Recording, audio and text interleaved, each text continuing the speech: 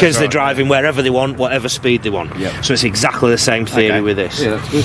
One tip I've given you here is to use your assistant Adrian to try and set up ahead of you, or to try and have stations ready. That will cut that lag time in between them. Clip 3 shows you, and I think this is contributing to some of your players switching off occasionally, is look how long the players are queuing up for there.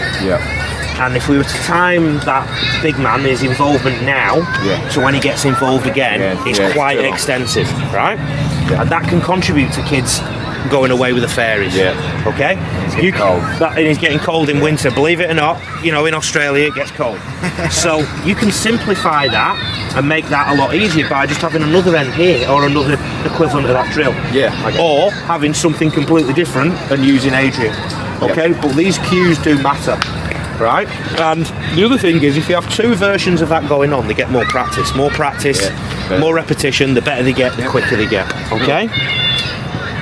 But otherwise, the practice and the fundamental nature of it is fine. You're going 1v1 here, you then develop it to 2v1.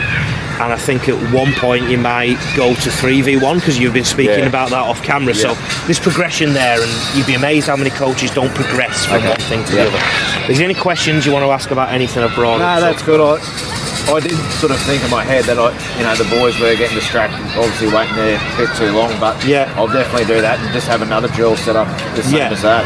If you're worried about what you're coaching and you don't want them to do too much out of your eyesight, just set them up with a 4v4 game or something and just let them play under Adrian's watch, or something that you can just cast your eyes over.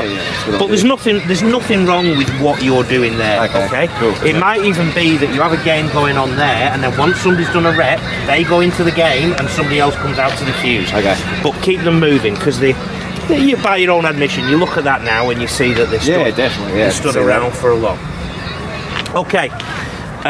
This is tackle shield, so we're going on to clip 4 on here. Some skill acquisition tips for you. Working set of 6, do 3 right and 3 left.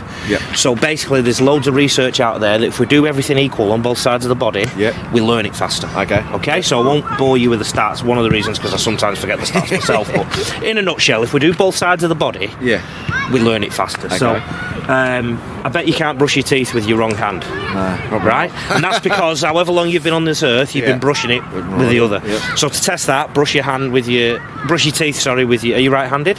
Brush them with your left tonight and see how you go. All right, or try and write. Right, and you'll be completely off the charts with it. Okay, that makes sense. So it applies to this as well. While I've got this paused, I also want you to take into account how far you're bringing them back there. How far do they go back with a ref in a game? 5 metres. Did you measure that out? No, probably not. Perspective is everything on the camera, and you may have, but it looks about 7 metres to me. Now, you can justify that. You can say, Lee, I was actually overtraining them, you know, and that's fine. That's what I was doing. But just be aware of that, you know? So that's they're things to be involved. I've actually jumped a point there. Extras that you've got up here that you can see. I can probably roll this tape now. They can actually be involved in this drill just by pairing up. Okay. So one guy does one tackle, then the next one does the next tackle.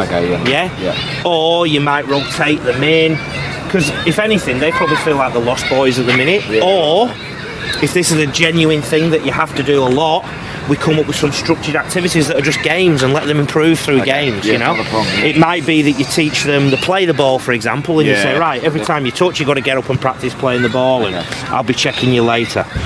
Again, I keep talking to you about line discipline, and the other thing I want to talk to you about is pack mentality. Rugby league is a pack mentality game, and they will, the more you can work on that and get them to work together, if you don't like it, they will thrive on that, and they'll jump out of the skin to play on that. So there's line discipline in there again. So I know you're focused on the tackle shields, and that's good, but there's also line discipline as well, and if that doesn't happen, make sure that you get them to start again. And I find that the best teams are always coached because they've got accountability, and the coach says, oh, it's not good enough, let's do that again, you know? Any questions on any of that? No, that's clear. I love the old tackle shields because they can actually move, and there's also a point on the tackle shields where you can tackle under that thing if it's the other way around. So tackle bags don't move. No. You know, and there's also a real good barometer of how hard the kids are tackling, the one holding the bag. The other reason why I say stick to 6 is because for a long time these boys have just been getting hit, and so you switch them over after 6 and then you go back again after 6, so it just keeps some activity in your session. Okay, Okay? Not a problem.